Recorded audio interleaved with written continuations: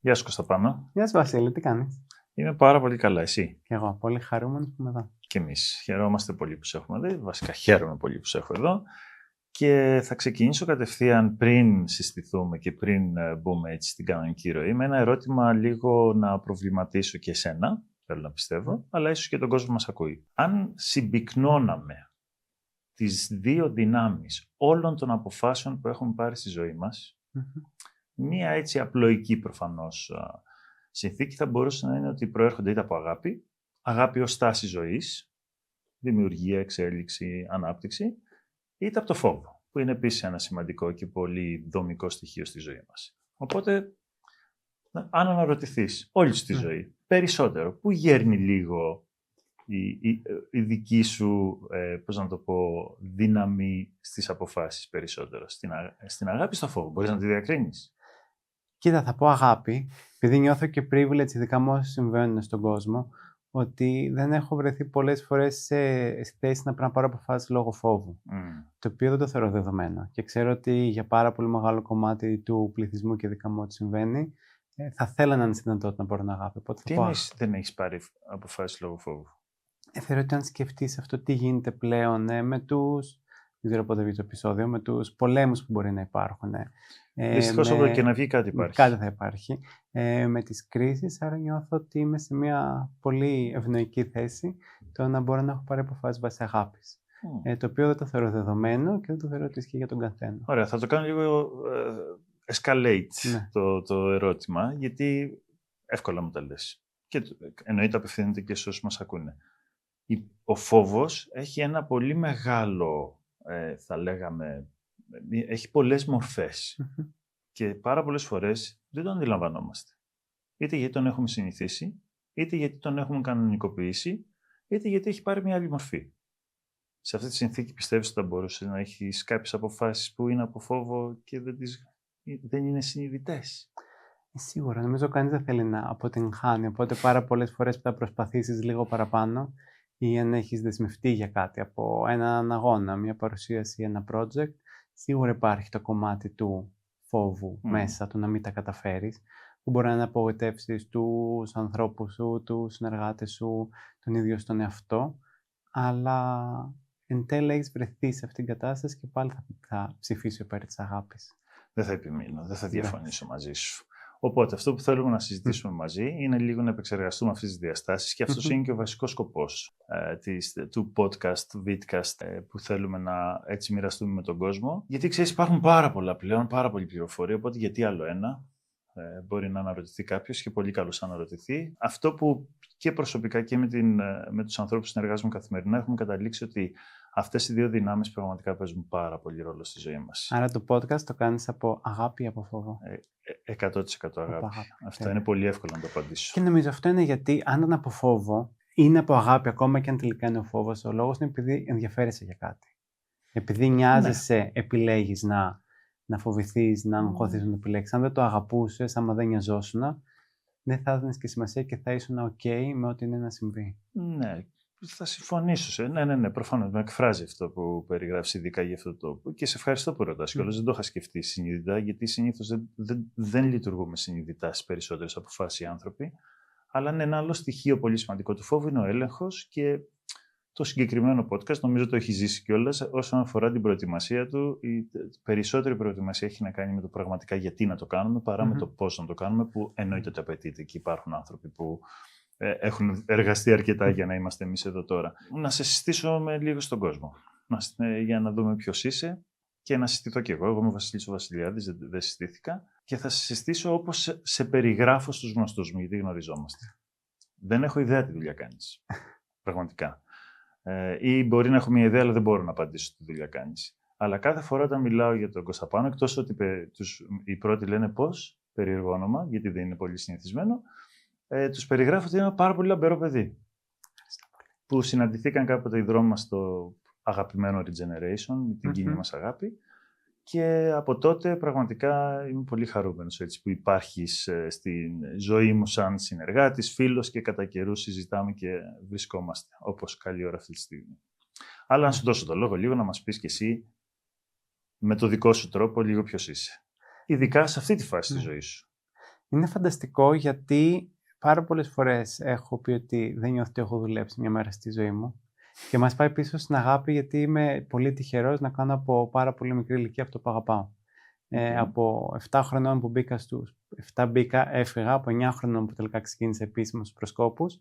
Είχα βρει την αγάπη μου για τον εθελοντισμό, για την κοινωνική προσφορά, για τη συμμετοχή στην κοινωνία και από τότε μέχρι και σήμερα έχω βρεθεί σε μια πάρα πολύ ευτυχή θέση να μπορώ να ασχολούμαι σε αυτόν τον τομέα. Από διαφορετικές πλευρές, ως να φτιάξω το δικό μου οργανισμό, από κοινωνική επιχειρηματικότητα, από να βοηθάω άλλους οργανισμούς να αναπτυχθούν, από να βοηθάω εταιρείες και οργανισμούς να συμμετέχουν μαζί, από να έχω φτιάξει μια πλατφόρμα έτσι ώστε οποιοδήποτε άνθρωπο στην Ελλάδα θέλει να ασχοληθεί με κάτι εθελοντικά να μπορεί να βρει τι να είναι αυτό, έως και σήμερα που συνεχίζω το κομμάτι πλέον να συμβουλεύω άλλους οργανισμούς, ιδρύματα και εταιρείες στο πώς μπορούν να προσφέρουν πιο ουσιαστικά και με περισσότερο νόημα.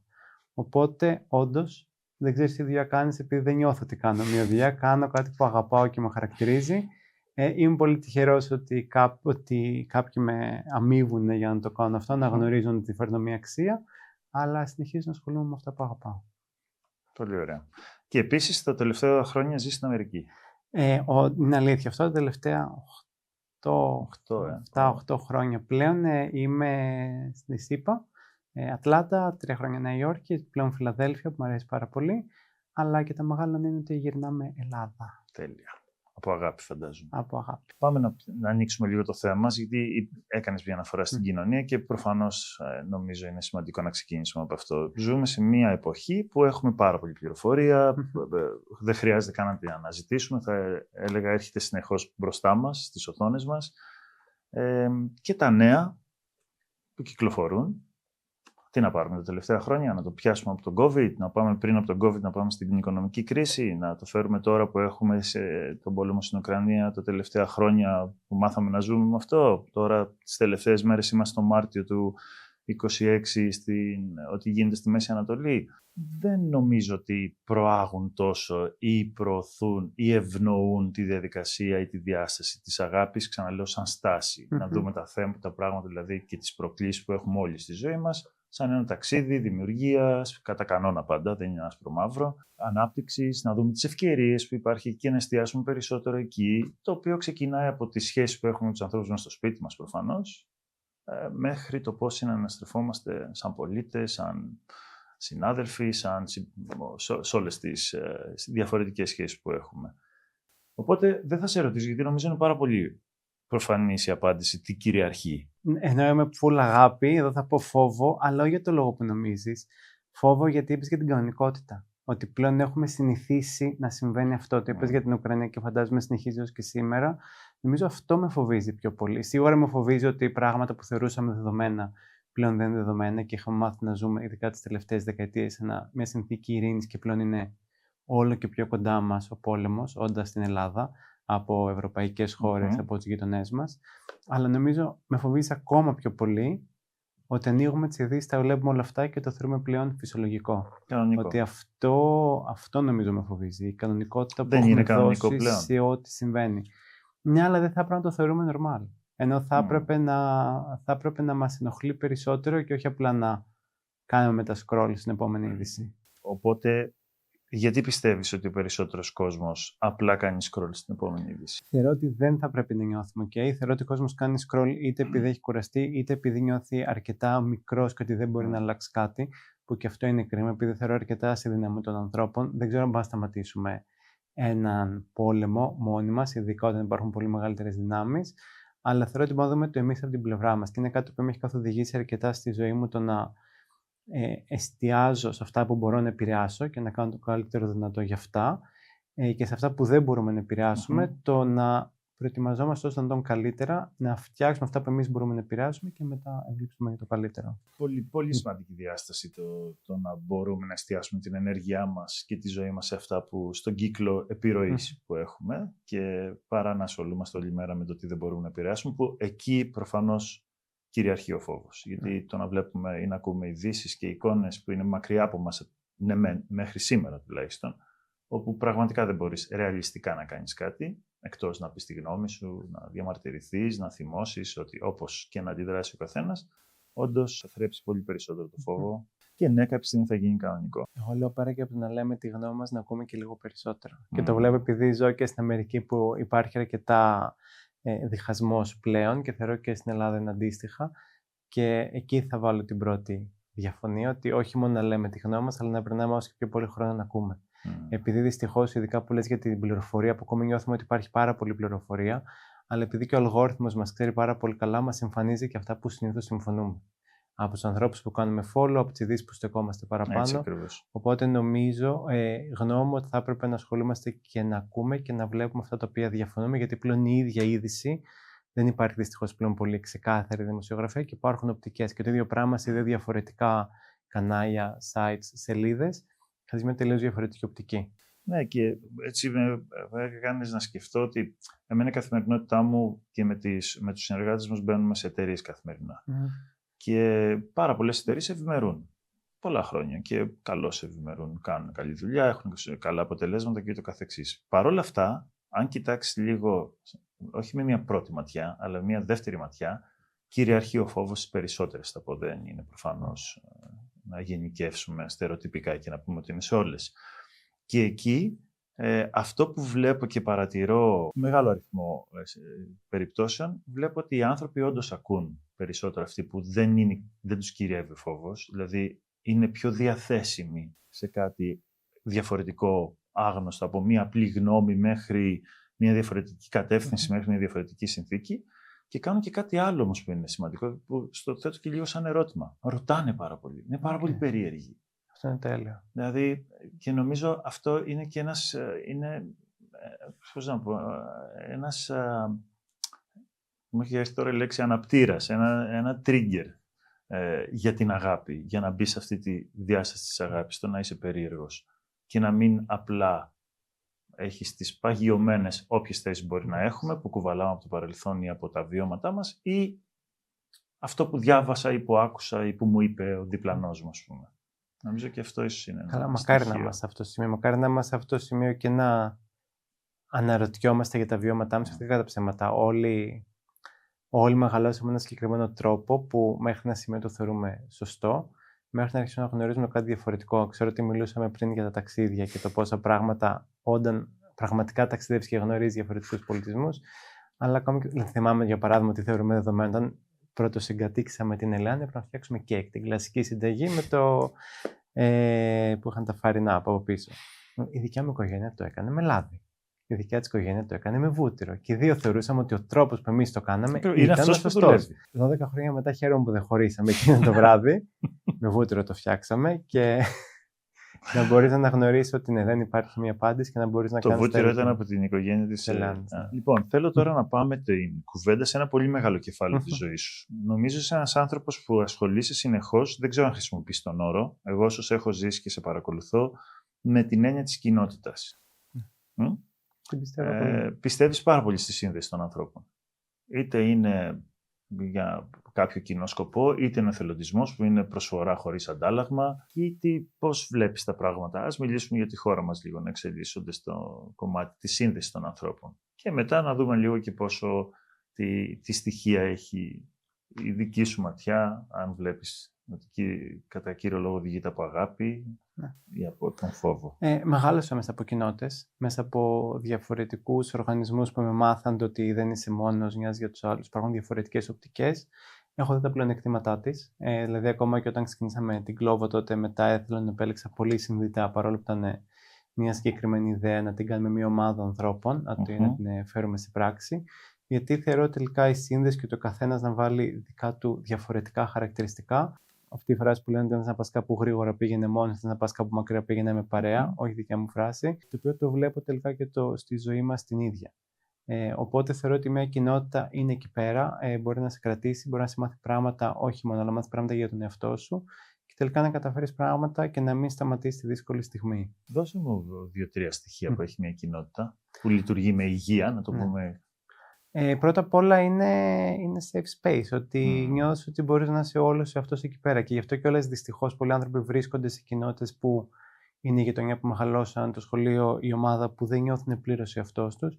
Και είναι το που εύχομαι, το αν κάπου δεν νιώσεις ότι ανήκεις, το να προσπαθείς να βρεις κάπου πραγματικά σου ταιριάζει. Γιατί είναι τελείως διαφορετικά να σε προσκαλούν στο πάρτι και τελείως διαφορετικά να πηγαίνεις στο πάρτι και να νιώθεις ευπρόσδεκτος. Νομίζω αυτό είναι μία περιγραφή.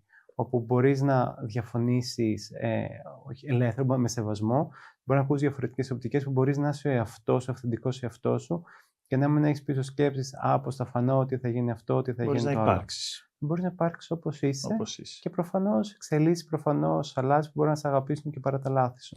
Και επειδή είναι πολύ όμορφη περιγραφή σου, έχεις έτσι να μοιραστείς μαζί μας κάποιες τέτοιες κοινότητες που έχεις υπάρξει σε οποιαδήποτε φάση της ζωής σου? Ναι, πάρα πολλές. Τώρα τι να πω, πρέπει να πω συγκεκριμένους οργανισμούς, γιατί είναι κομμάτι που με έχει χαρακτηρίσει και πραγματικά τις έψαχνα. Και έχω μπει, ακόμα και όταν μετακόμισα στη Νέα Υόρκη, όταν δεν ήξερα κανέναν, δηλαδή ήξερα 2-3 άτομα. Και το πρώτο πράγμα που έκανα είναι να βρω διαφορετικούς οργανισμούς, διαφορετικά groups που θα μπορούσα να ενταχθώ. Μετά από το πρώτο εξάμηνο, 7-8 συνειδητοποίησα ποιες ταιριάζω λίγο περισσότερο και έχω κοινά χαρακτηριστικά. Και γιατί πάντα είναι θέμα expectation vs reality. Και ποιες είχα πιθανόν διαφορετικές προσδοκίες, όπου εν τέλει να δω τα υπόλοιπα μου χρόνια στη Νέα Υόρκη, το που θέλω να συνεχίσω να δίνω ενέργειά μου. Ένα από τις κοινότητες που πραγματικά ένιωσα πάρα πολύ ωραία λέγεται Sandbox. Είχε ξεκινήσει για ανθρώπους σε όλο τον κόσμο που μπορεί να έχουν κάτι δικό τους ή δημιουργούν κάτι κάτω των 30, πλέον έχει εξελιχθεί λίγο διαφορετικά και μ' άρεσε, θα σου πω γιατί ίδια περίοδο εγώ ήμουνα και στο Sandbox, ήμουνα και στο Forbes Under 30, όταν είχαμε μπει στη λίστα. Και θυμόμουν πάρα πολύ συγκεκριμένα πως στο συνέδριο του Forbes θα ερχόντουσαν π.χ. άνθρωποι από την Αμερική, από οπουδήποτε αλλού, θα σε ρωτούσαν τι κάνεις και σε πρώτα 10 δευτερόλεπτα θα λέγανε δεν με ενδιαφέρει και φεύγω. Ή π.χ. αν εσύ αλλάξεις αυτό που κάνεις, π.χ. σε μια εταιρεία και πας σε μια άλλη εταιρεία, το πώς π.χ. λίγο θα κοπούνε και οι επαφές. Ενώ στο Sandbox πάντα ήταν όχι μόνο για το τι κάνεις, αλλά για το ποιος είσαι. Αυτό μου φαίνεται πολύ πιο αυθεντικό, γιατί κατά ψέματα οι άνθρωποι, ακόμα και αν προσπαθούμε στο LinkedIn ή στο βιογραφικό μας να βάλουμε όλα σε μια ίσια γραμμή, μπορείς να έχει κύκλους, μπορείς να έχεις πάνω, μπορείς να έχεις κάτω, μπορείς να έχεις πάνω, μπορεί να έχεις πολλές διαφορετικές τροπές στο πώς εξελίσσεσαι. Οπότε αυτά είναι κάποια από τα παραδείγματα που... Ωραία. Και για να σε πάω όμως και τώρα λίγο στο αντίπαράδειγμα ίσως. Δεν μπορεί να μην έχεις βρεθεί σε κάποια... Προφανώς δεν χρειάζεται να ονοματίσεις οργάνωση, εταιρεία, αυτά τα χρόνια που να μην σου ταιριάζει.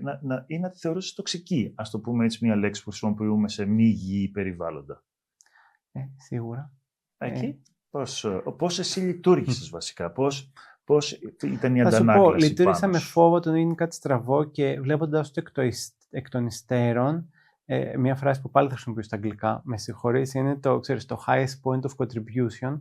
Και ότι από τον εαυτό σου πραγματικά να μπορείς να δώσεις το 100%, να δίνεις απλά το 20-30-40 γιατί υπάρχεις σε αυτόν τον οργανισμό και να νιώσεις πραγματικά είναι, και αυτό είναι φόβος που ξεκίνησα, το wasted potential, ότι πραγματικά ότι υπάρχει τόσα περισσότερα πράγματα που μπορούν να γίνουν, μπορείς να προσφέρεις, που μπορείς να είσαι και απλά περιορίζεις ένα πάρα πολύ μικρό κομμάτι. Πάντως αυτό που ανέφερες μέσα από την τοποθέτησή σου μου θυμίζει πάρα πολύ και στη χώρα μας ειδικά δεν είναι δύσκολο να το εντοπίσεις. Πολλούς συνανθρώπους μας, όλων των ηλικιών, οι οποίοι ακριβώς δίνοντας ή λαμβάνοντας ένα 20-30% μόνο είτε ευχαρίστησης, ικανοποίησης, εξέλιξης και αντίστοιχα να μοιράζονται ένα πολύ μικρό ποσοστό των γνώσεων της διάθεσης που έχουν, είναι, θα λέγαμε, εγκλωβισμένοι είτε σε οργανισμούς, σε εταιρείες, σε εταιρικές, να το πούμε έτσι, συνεργασίες, οι οποίες τους δίνουν την ασφάλεια, αλλά τους εγκλωβίζουν και τους υστερούν. Η ασφάλεια είναι ψευδαίσθηση. Από τη μία όμως τους καταλαβαίνω. Γιατί κάτσε, περίμενε. Να σου κάνω τον αντίλογο. Έχω 2 παιδιά, η κατάσταση στην οικονομία είναι συνεχώς ασταθής, πολέμοι γίνονται δεξιά-αριστερά, το πετρέλαιο ανεβαίνει, το ρεύμα έχει πάει στο Θεό. Έχω μια δουλειά που είμαι εκεί, ας το πούμε, 15 χρόνια, είναι μεγάλη εταιρεία, παίρνω ένα μισθό που δεν μπορώ εύκολα να το βρω κάπου αλλού, επίσης σημαντικό. Και τι μου λες τώρα να κάνω, δηλαδή? Κάνω κάτι κακό που κάθομαι εκεί, ναι, δεν περνάω καλά, δεν μπορεί να μην εξελίσσομαι, αλλά τουλάχιστον έχω την ασφαλειά μου. Τα παιδιά μου είναι καλά. Τίποτα απολύτως. Κάνεις πάρα πολύ σωστά, γιατί ξέρεις τι χρειάζεται. Και κιόλας κάτι θέλω να πω ότι ξέρεις, και η επιτυχία για τον καθένα είναι διαφορετική, ότι κάθε άνθρωπος λειτουργεί διαφορετικά σε πλαίσιο. Για άλλους είναι αυτή η σιγουριά. Πήγα να πω ότι ψευδαίσθηση της σιγουριάς, γιατί ζώντας στην Αμερική, έχοντας ζήσει πολλές φορές ότι 15% layoff, 20% layoff, οπότε πλέον δεν θεωρώ ότι ο τρόπος που δουλεύαμε το 9 to 5, 9 to 6, απλά με και εμπιστεύομαι την εταιρεία, είναι η απόλυτη σιγουριά πλέον στο πώς λειτουργούν, ίσως επειδή το βιώνω λίγο πιο έντονα στις ΗΠΑ. Υπ' αυτή την έννοια προφανώς είναι. Αλλά 100% ότι καταλαβαίνω απόλυτα τον κόσμο που, όπως είπες και εσύ, δύο παιδιά, υποχρεώσεις, λογαριασμούς, νίκη, και συνεχίζουν σε αυτό και είναι πολύ δύσκολο να. Ωραία. Για πάμε λοιπόν, εσύ που είσαι, όπως είπες, και η αποφάση σου είναι είσαι της αγάπης άνθρωπος, πες ότι εγώ είμαι ένας τέτοιος άνθρωπος. Τι μου λες? Γιατί έχω την ασφαλειά μου, αλλά δεν είμαι ούτε ευτυχισμένος, ούτε καν θα έλεγα λαμβάνω μία σχετική ικανοποίηση. Απλά νιώθω ασφαλής. Αν το πούμε πολλές φορές, χρησιμοποιούμε τη λέξη βολεμένος, το λέω με την καλή έννοια, του comfort, όχι της βολής του, ξέρεις, δεν κάνω τίποτα κτλ. Τι με συμβουλεύεις? Τι μοιράζεσαι? Εγώ δεν έχω να συμβουλεύσει τίποτα κανένα. Σε πρόλαβα.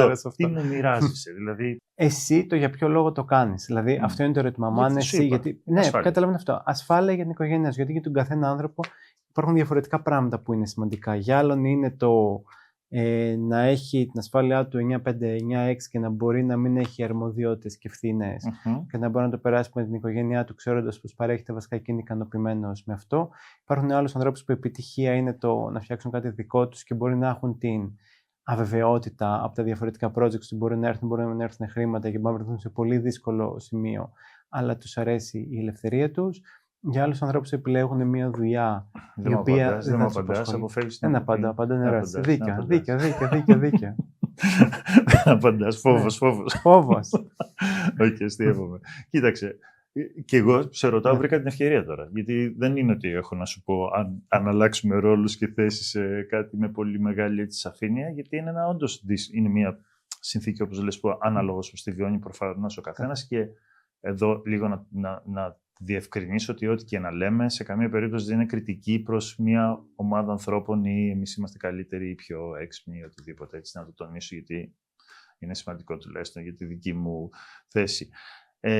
Παρ' όλα αυτά όμως, εγώ αυτό που βλέπω, Κωσταπάνο, και με ανησυχεί πάρα πολύ, είναι ότι στο φόβο έχουμε πάρα πολύ παρέα. Γι' αυτό σε ρώτησα τι θα μου έλεγες. Γιατί ακριβώς που ρεαλιστικά στέκει 100% η ανησυχία. Ο φόβος δεν είναι κάτι που πρέπει να τον εξαλείψουμε. Είναι ένα δομικό στοιχείο της ζωής μας. Δεν μπορούμε να ζήσουμε χωρίς φόβο. Μην το ξεχνάμε. Το πρώτο συναίσθημα που έχουμε βγαίνοντας από την μήτρα της μητέρας μας είναι ο φόβος. Βγαίνουμε από την απόλυτη ασφάλεια σε ένα πάρα πολύ εκτεθειμένο χώρο. Έτσι. Το έζησες πρόσφατα. Οπότε, εκεί όμως έχουμε πολύ παρέα. Και αυτό που εμένα πολλές φορές με στεναχωρεί, και με στεναχωρεί διπλά, γιατί εγώ ήμουν πολλά χρόνια έτσι στη ζωή μου. Πλέον θεωρώ ότι παρέα, δεν είμαι. Τι εννοείς? Παρέα ότι ναι, κάτσε εκεί που κάθεσαι. Παράδειγμα. Ναι, τα πράγματα είναι άστα να πάνε. Ναι, πόλεμος, καταποντισμός και οι πιθανότητες να γίνουν όλα χάλια αύριο είναι άστα να πάνε. Οπότε προστατεύσου όλο και περισσότερο. Πάρ' τον έλεγχο όλο και περισσότερο. Μην κινείσαι πολύ. Μην είναι σταθερός. Μπες σε λίγο, καταλαβαίνεις, πάρε το παιδί, προστάτευσέ το. Κοίτα, αυτό είναι που μου λες για το community, γιατί τελικά εμείς είμαστε, κατά κάποιο τρόπο η συμπεριφορά μας είναι αυτό που κάνουν οι γύρω μας. Οπότε γι' αυτό λένε ότι με τους ανθρώπους περνάς το πιο πολύ χρόνο μαζί, θα σε επηρεάσει και περισσότερο. Και κάτι που οι γονείς μου είναι πολύ περήφανοι για μένα, είναι επειδή είχα φτιάξει ένα κύκλο ανθρώπων που εγώ πήγα πανεπιστήμιο στην κρίση του 9-10-11-12. Ανεργία νέος τότε 5%.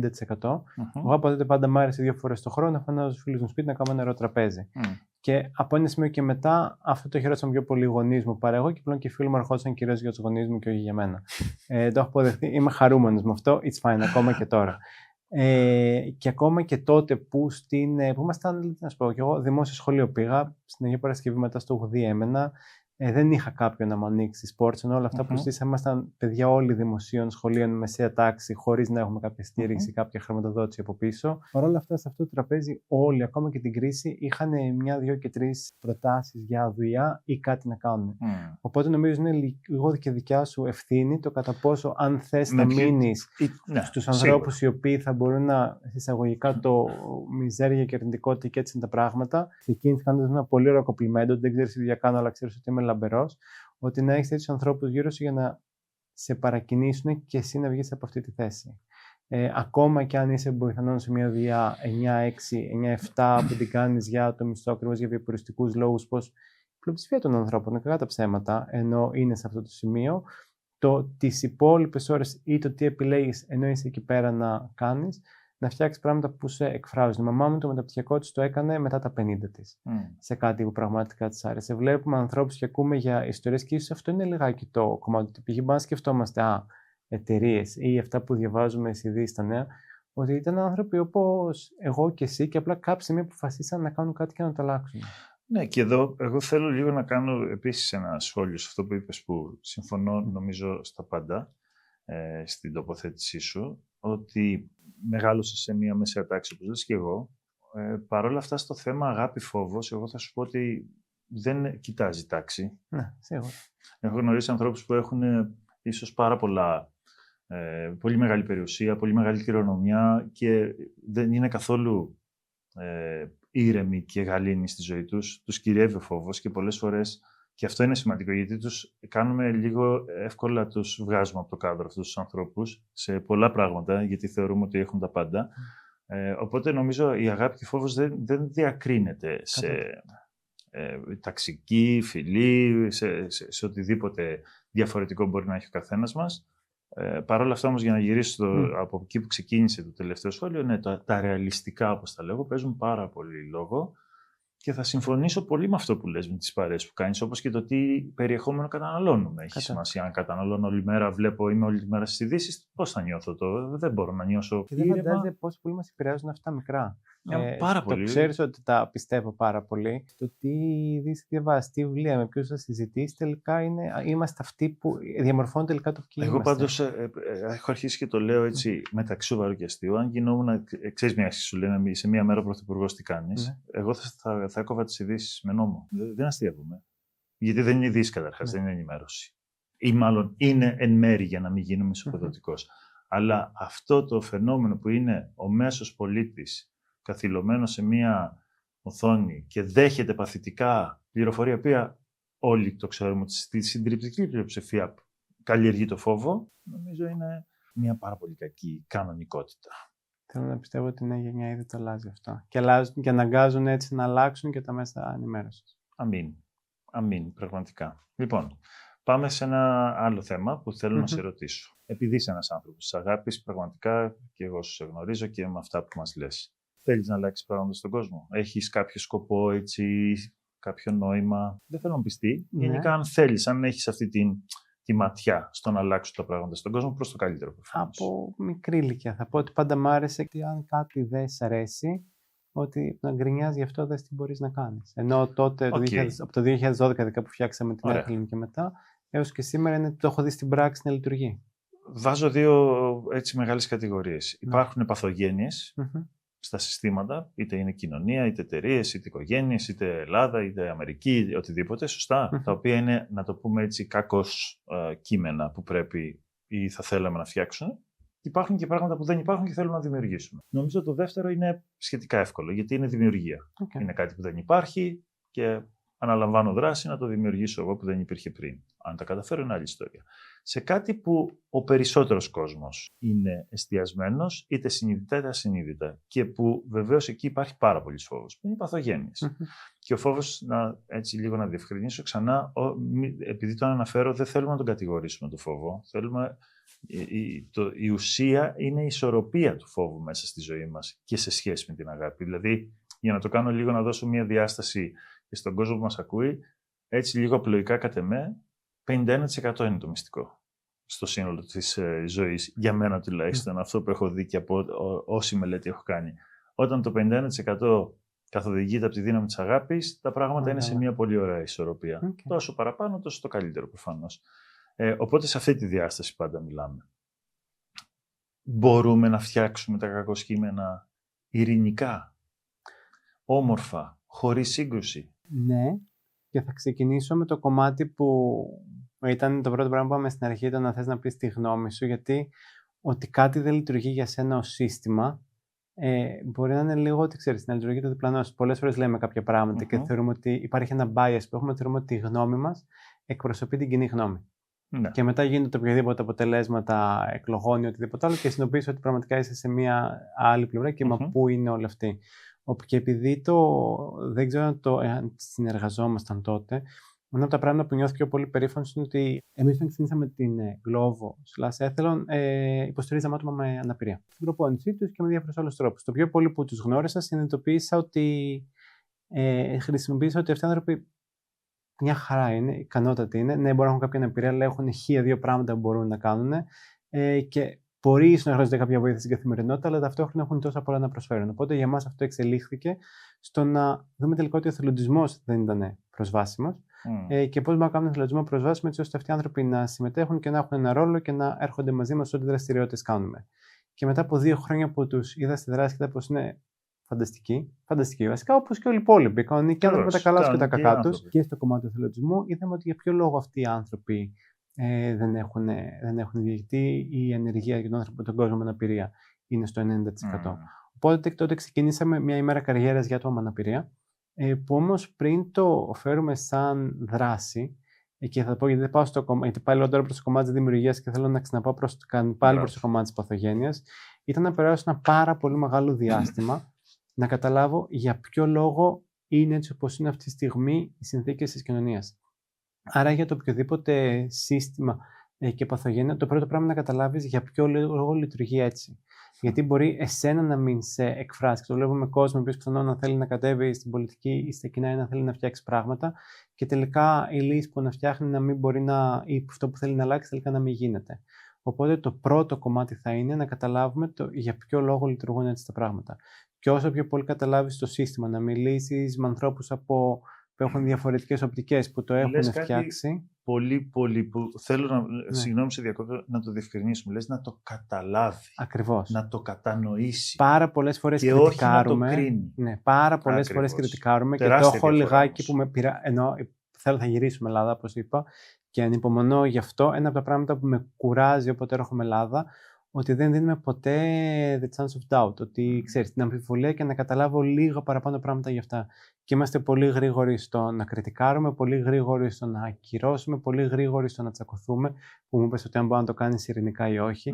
Και αν περνούσαμε λίγο πιο πολύ χρόνο να κάνουμε μία ακόμα ερώτηση για να καταλάβουμε την άλλη πλευρά καλύτερα, νομίζω θα ήταν πολύ πιο εύκολο να δούμε ότι ένα σύστημα δεν είναι λάθος ή σωστό, χωρίς να μην υπάρχουν αδικίες, αλλά να το κατανοήσουμε λίγο καλύτερα, τις οπτικές, τα συστήματα, τις διαδικασίες, γιατί κάποιες φορές μπορεί να βρεθεί και ξέρεις πάρα πολύ middle ground και κοινή οπτική και ότι οι δύο πλευρές, και δεν ξέρω αν ξέρεις πώς μοιράζεις δίκαια ένα πορτοκάλι.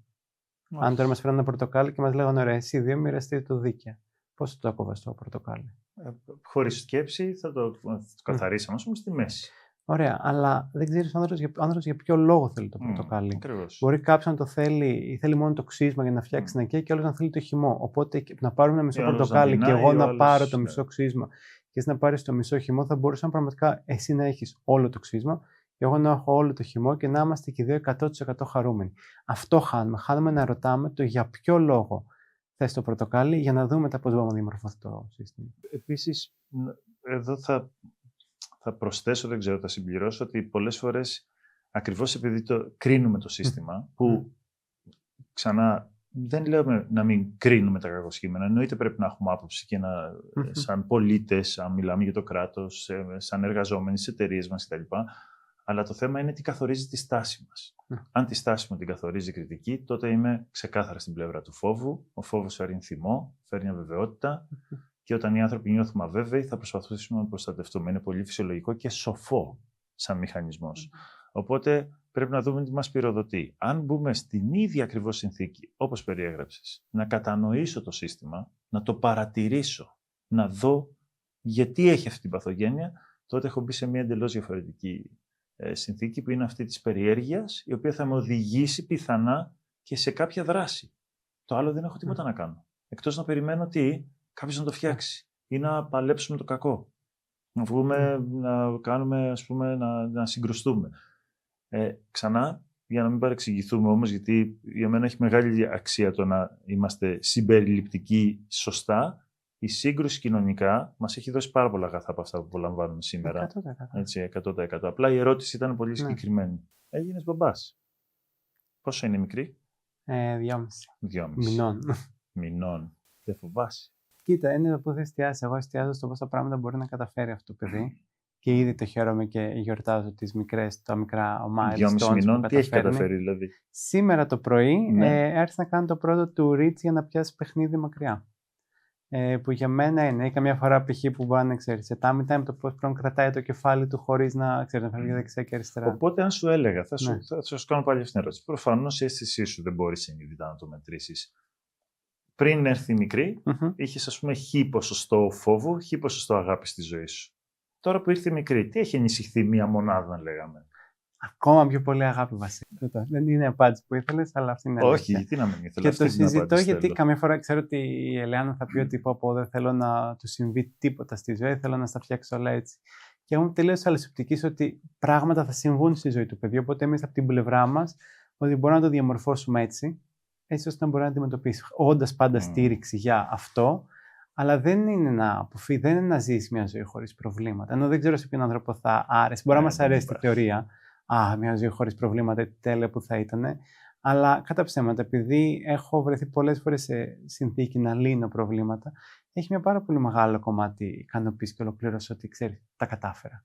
Αλλιώς τι θα μας ενθουσίαζε? Μια και το είπες, έχεις άμα σου έλεγα ένα συμβάν, μια απόφαση στη ζωή σου που ξεκίνησε από φόβο και το θυμάσαι, δηλαδή έτσι τώρα που το συζητάμε, είναι το πρώτο που σου έρχεται. Είχε πολύ φόβο. Το σκεφτόμουν στο πεστινί όταν απάντησα την πρώτη ερώτηση. Στην Αμερική έφυγα 50-50 για να πω. Στην Αμερική έφυγα 50% από αγάπη, γιατί η Ελεάνα είχε αποφασίσει να μετακομίσει στην Αμερική, αλλά και 50% από φόβο, επειδή έβλεπα πολλούς ανθρώπους σε άλλους οργανισμούς που, επέτρεψέ μου τον όρο, ήμασταν και λίγο δεινόσαυροι και επειδή τα πράγματα αλλάζουν πάρα πολύ γρήγορα και δεν ήθελα να γίνω τέτοιος. Δηλαδή, φοβόμουν το να γίνω δεινόσαυρος και να κάνω το ίδιο πράγμα επί 20-30 χρόνια και ήταν πάρα πολύ εύκολο. Αυτό περιγράφουμε λίγο, να μπει σε ένα comfort, σε μια ασφάλεια. Ναι. Δηλαδή, ήμασταν σε μια περίοδο τότε, το 18-19, που ήταν, ξέρεις, αυτό που κάποιος απ' έξω μπορεί να βλέπει απολαυστικό, ότι όλα γίνονται και είναι ένα φανταστικό συναίσθημα, αλλά ταυτόχρονα ήταν και φόβος ότι θα μπορούσα να μείνω σε αυτές τις συνθήκες, ξέρεις, επάπειρον και τελικά θα συνειδητοποιήσω 20 χρόνια αργότερα ότι ο κόσμος έχει προχωρήσει και εγώ έχω μείνει εκεί. Θέλω να σε ρωτήσω πάλι, συνδύασε το όπως θέλεις. Μπορεί να είναι για τη μικρή, σαν μπαμπάς τώρα, μπορεί να είναι στα επαγγελματικά. Υπάρχει κάτι που υπάρχουν μελέτες, δεν έχω να μοιραστώ τώρα, αλλά υπάρχουν μελέτες, έχω πέσει αρκετές φορές πάνω σε αυτό, ότι αν θέλεις να κάνεις κάτι γρήγορα, όπως είπες πριν, την αφρικανική νομίζω είναι η παροιμία, να πας κάπου μακριά, πηγαίνουμε παρέα. Αν θες να κάνεις κάτι γρήγορα, ο φόβος είναι πιο αποτελεσματικός. Ναι, γιατί είναι τα reflection. Ναι, και ξέρεις, γι' αυτό έχουμε πολύ φόβο π.χ. στην ηγεσία.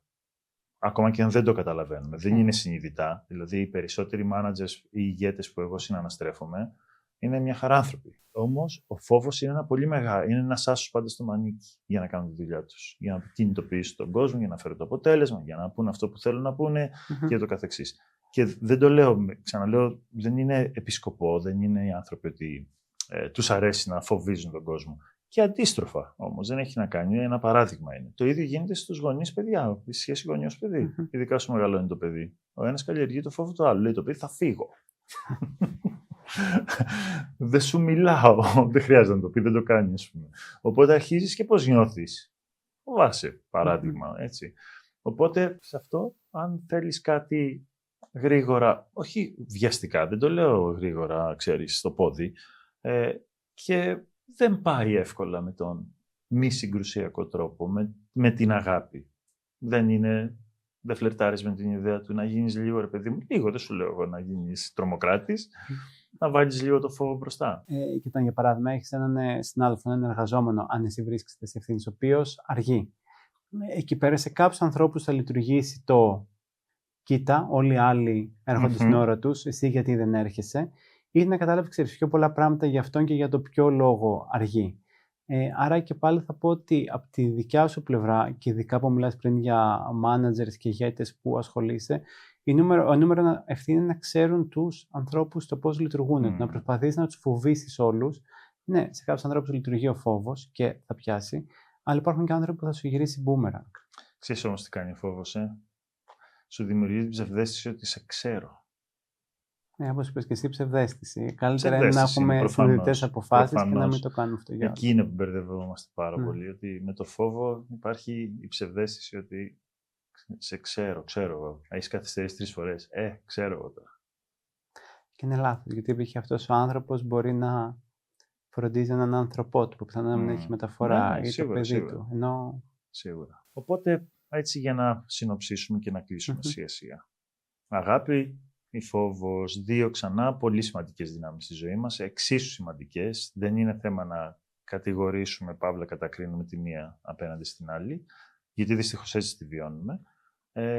Το ερώτημα είναι, μπορούν να συνυπάρξουν αρμονικά η αγάπη και ο φόβος? Θεωρώ ότι ο συνδυασμός είναι κλειδί και θα χρησιμοποιήσω δεν έχω πάρει από την Ελεάνα, ότι εκεί είμαστε έτσι ως ζευγάρι, ότι όταν κάτι συμβεί, και το ξέρω γιατί όπως είπα και στην αρχή, ότι υπάρχουν πράγματα που μπορείς να επηρεάσεις και εστιάζεις σε αυτά, και υπάρχουν και πράγματα που δεν μπορείς να επηρεάσεις, οπότε προετοιμάζεσαι στο καλύτερο δυνατό και μετά ευελπιστείς για το καλύτερο. Αυτό μας έχει συμβεί ειδικά αρκετά, το να ζούμε δύο Έλληνες στην Αμερική, ειδικά όπως στην Αμερική τα τελευταία χρόνια, και με τα όνειρα που έχουμε για τη ζωή μας και στην Αμερική και στην Ελλάδα. Νομίζω εκεί παίρνει μια υγιής ισορροπία, το να μην είσαι όλο, όπως π.χ. εγώ είμαι λίγο πιο θετικός άνθρωπος, αν δεν το έχεις καταλάβει ήδη, και τα πράγματα μπορούν να πάνε καλά. Και υπάρχει και αντίστοιχη ισορροπία, το να μπορώ να σκεφτώ, όπως κάνει εξαιρετικά η Ελεάνα, και τα 32 πράγματα που μπορεί να μην λειτουργήσουν έτσι. Οπότε θεωρώ τελικά η ομορφιά βρίσκεται στην ισορροπία. Στη σύνθεση, ότι να μπορείς να δεις τα πράγματα που όντως φοβάσαι ότι μπορεί να πάνε στραβά και να προετοιμαστείς για αυτά σε έναν βαθμό, αλλά ταυτόχρονα το να εστιάσεις μόνο σε αυτά δεν ξέρω πώς το αντέχεις. Οπότε χρειάζεται να υπάρχει και το λαμπερό, το φως όπως είπες, και να είσαι αντίστοιχα έτσι και καλά προετοιμασμένος, αλλά και με το κεφάλι ψηλά και το χαμόγελο και να απολαμβάνεις τη διαδρομή.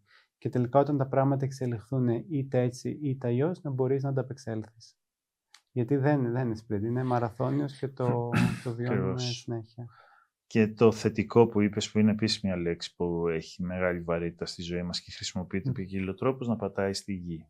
Που αυτή είναι η ισορροπία που είπες, νομίζω, που περιέγραψες. Λοιπόν, θα κλείσουμε με το εξής. Γιατί νιώθω πως μόλις ξεκινήσαμε. Έλαντε, από είδες η αγάπη τι κάνει. Ο χρόνος παίρνει άλλη διάσταση, διαστέλλεται. Ξέρω την αγάπη σου που έχεις και πόσο ασχολείσαι, και σύντομα θα έχεις και το βιβλίο σου. Είμαι ο πρώτος που το λέω, νομίζω.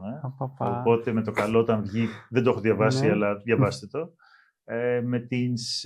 Με τα μικρά πραγματάκια της καθημερινότητας που διαμορφώνουν σε ένα πολύ μεγάλο βαθμό τη ζωή μας και το ποιοι είμαστε. Είτε ως αποτέλεσμα του ποιοι είμαστε, είτε ως είσοδο για να διαμορφώσει αυτό που είμαστε, ως input. Οπότε, αν υποθέσουμε ξανά ότι αυτές οι δύο μεγάλες δυνάμεις καθορίζουν το σύνολο των αποφάσεών μας και την ποιότητα εκ του αποτελέσματος της ζωής μας, μαθαίνεται η αγάπη. Λοιπόν, θα σας πω κάτι, γιατί είναι φανταστικό, γιατί σε αυτό το podcast με έχεις παρουσιάσει ο λαμπερός και τις συγκρούσεις, και αν το δει κάποιος άνθρωπος που με γνώριζε πριν από 10-12 χρόνια, εγώ έμενα συνέχεια τη σύγκρουση.